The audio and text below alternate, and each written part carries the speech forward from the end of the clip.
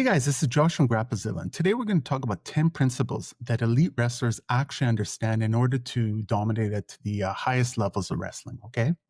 So, what separates an Olympic champion from everyone else? Is it just practice, better genetics, harder work? The truth is, elite wrestlers understand principles about human performance that most people never even hear about.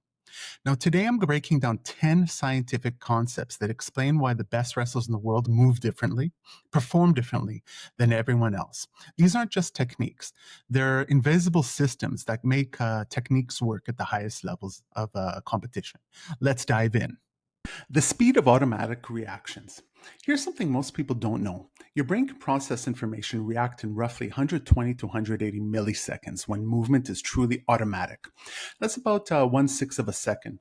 But here's the key. This only works when the skill is encoded at a subconscious level. Now think about it. When you see an opponent's shoulder dip before a shot, do you have time to think, okay, his shoulder dropped, that means he's shooting, so should I sprawl? No. By the time you finish that thought, you're on your back and you scored points. Now, elite wrestlers have trained the reaction so deeply that their body responds before the conscious mind even registers the threat. This is why youth development in wrestling is so critical, as the younger brain is incredibly plastic and can encode these automatic patterns more easily. Now, the lesson: if you want elite level reactions, you need to drill scenarios until they bypass your thinking brain completely and entirely. I would say actually entirely. Repetition isn't just about muscle memory, it's about neurological automation. Training to fight in an acid bath. Okay, let's talk about what actually happens to your muscles during a wrestling match. When you're exploding for takedowns and fighting for position, your muscles produce lactate and hydrogen ions. This creates an acidic environment inside your muscle tissue that literally inhibits your ability to contract forcibly. Now, here's what most wrestlers get wrong. They train their cardio by just running miles or doing endless burpees, etc. Now, that builds your aerobic system, sure, but wrestling isn't an aerobic sport for most of the match. Elite wrestlers train specifically in the zone where lactate is accumulating but not overwhelming their system, roughly around 85 to 92% of the maximum heart rate. This teaches your body to buffer those hydrogen ions and keep generating power even when your muscles are screaming. If your conditioning doesn't replicate the specific metabolic stress of wrestling, basically explosive movements followed by incomplete recovery, you're not preparing for the actual demands of competition. So, train your body to perform in the exact conditions you'll face in a match, and you're going to find much more success. The hidden cost of every position. Every position in wrestling has an energy cost, but not all costs are equal. Think about this. It takes significantly more energy to escape from the bottom position than it does to ride from the top. We agree. Some estimates suggest it could be more than twice as demanding to get out as it is to hold someone down. Elite wrestlers understand this economy intimately. They make split-second decisions not based on immediate scoring opportunities, but on positional economy. This is why you'll sometimes see a world champion give up a push-out point rather than engage in a body lock battle at the edge. They're not being passive, they're playing chess. They know that fighting that exchange might cost them more energy than they gain, even if they win. They're optimizing for the entire match, not just the current moment. Start thinking about wrestling as resource management. Every position, every exchange has a cost, especially if you're in a tournament. You want to reserve your energy. Now, the smartest wrestlers are the ones who spend their energy like investors, not like gamblers. Why time of the day matters more than you think. Here's something that sounds minor but has major implications. Your body temperature follows a 24-hour rhythm. It peaks in late afternoon, roughly 4 to 7 p.m., and hits its lowest point in the early morning, around 4 a.m. to 6 a.m. This isn't just about feeling awake. Your connective tissue is thixotropic, meaning it becomes more fluid with heat and movement. When your body temperature is lower, your tissue is stiffer, which affects force production and injury risk. The difference in performance can be 12 to 18% and even more. This is why many elite wrestlers perform below expectations in early morning preliminary rounds at tournaments, even though they're well rested. Their tissue literally hasn't reached optimal operating temperature. Now, the solution. If you have an early morning match, you need a much longer warm-up than you think, potentially 45 minutes or more of progressive movement to get your tissue viscosity where it needs to be. Now, pay attention to when you're training and competing. Your body is not the same machine at 7 a.m. as it is at 5 p.m. Why grip strength controls everything. Your finger flexor muscles, the ones that control your grip, fatigue 3 to 4 times faster than your larger muscle groups. But here's what makes this critical. Grip strength governs 60 to 70% of successful takedowns. Basically, no grip control, no score. And here's the devastating part. When your grip starts to fail, it doesn't just weaken your hands. Your brain sends inhibition signals through your entire kinetic chain to protect against catastrophic grip failure. This can reduce your total force production by 20 to 30%. Suddenly, your shots feel slow. Your pulls feel weak, not because your legs are tired, but because your brain won't let you explode fully when it senses your grip is compromised. Elite wrestlers train grip-specific endurance separately from the regular training. And during matches, they use grip cycling, intentionally releasing and re-gripping every 8 to 12 seconds to prevent complete fatigue. If you ever wondered why your technique falls apart late in matches, even though your legs feel okay, check your grip. It might be the limiting factor controlling your entire system. The science of perfect feinting. There's a phenomenon in psychology called the psychological refractory period. Here's what it means. When your brain processes one stimulus, there's a brief window, roughly 200 to 500 milliseconds, where processing a second stimulus is significantly delayed. Master level wrestlers exploit this by using layered feints, not just a fake, not just two fakes, but multiple stimuli timed perfectly.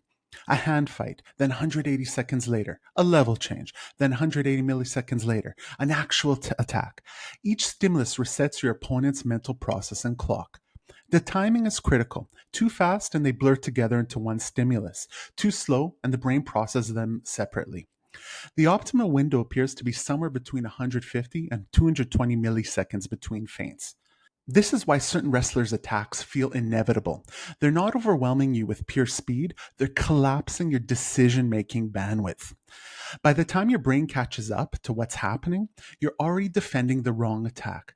Practice your feints with intention. It's not about being tricky, it's about creating cognitive traffic jams for your opponent. The slow drift into bad position. Here's something subtle that destroys technique. Biomechanical debt. Every stance has an optimal structure, but over the course of a match, fatigue causes micro changes in your positioning. Maybe your stance gets 3 centimeters too narrow, or your weight shifts slightly forward, etc. These tiny changes compound. A stance that's just slightly too narrow increases hip flexor activation by perhaps 15%, for example.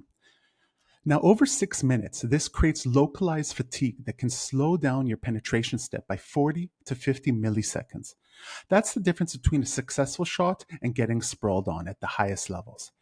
Now, most wrestlers don't even notice they're drifting into compromised positions. They just wonder why their shots stop working in the third period. Elite wrestlers are constantly resetting. They take brief moments to completely release tension and reestablish optimal positioning, like hitting a refresh button on the structure. Record your live wrestling and watch your stance every 30 seconds. You'll be shocked how much you drift. Awareness is the first step of correcting this. Reading attacks before they happen. Before you make any voluntary movement, your brain sends unconscious signals to your stabilizing muscles, typically 50 to 100 milliseconds before the main movement. These are called anticipatory postural adjustments, or APAs. Elite wrestlers learn to read these micro movements, a barely visible weight shift, a millimetric shoulder rotation, a tiny activation in the glutes. They're not reacting to the attack, they're reacting to the neurological preparation for the attack. This is what people really mean by experience in wrestling. It's not wisdom or mental toughness, it's pattern recognition of pre-movement signals that are completely invisible to less experienced competitors. This is trainable, but it requires thousands of hours of exposure and focused attention. You have to actively look for these microsignals during live wrestling and drilling.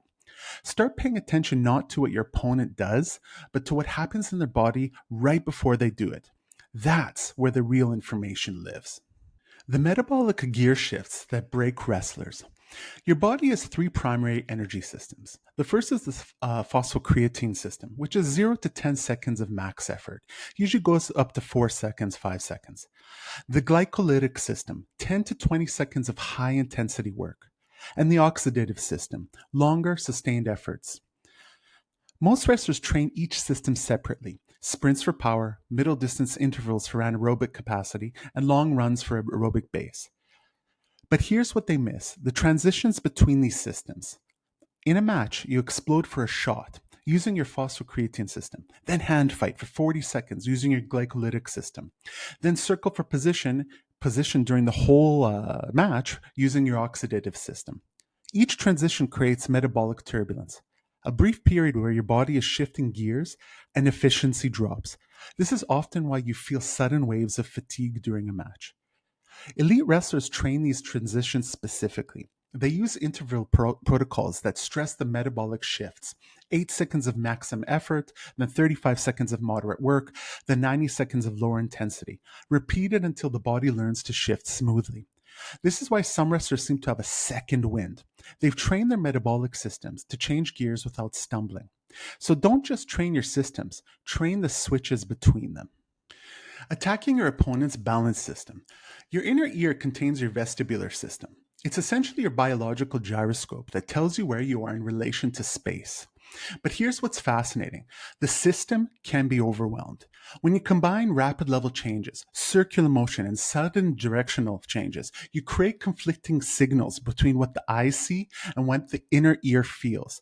This creates a brief window, maybe 300 to 400 milliseconds, where your opponent's sense of body positioning degrades.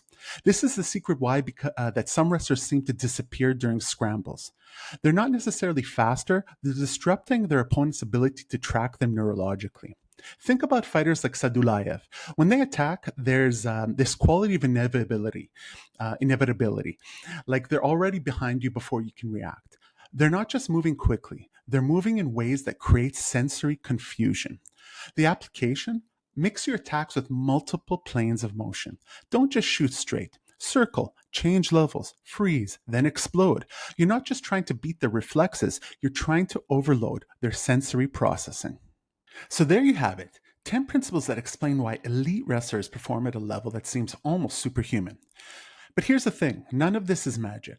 It's all trainable. It's all based on understanding how the human body and mind actually work under the specific demands of wrestling. The difference between good and great isn't always more practice. Sometimes it's smarter practice, training that targets the actual limiting factors in performance. Now, I want to be clear. These concepts are based on real sports science, but the specific applications and numbers I mentioned should be considered starting points for exploration, not the gospel truth. Always test things for yourself, work with knowledgeable coaches, and see what actually works for your body. If you found this valuable, hit that subscribe button. I'm going to keep diving deep into the science and strategy that makes wrestling and grappling arts the ultimate test of human performance. What concept surprised you most? Drop a comment below. I'd love to hear it. And also check out my Grappazilla store in the link I leave in the description. You can get this cool merch like this awesome shirt I'm wearing and be the coolest guy on the mats. And remember, knowledge without application is just entertainment. Take one of these ideas, experiment with it this week, and see what happens. And thanks for watching. Now get on the mat and put in the work. Until next time, grab, throw, tap, and have a good day.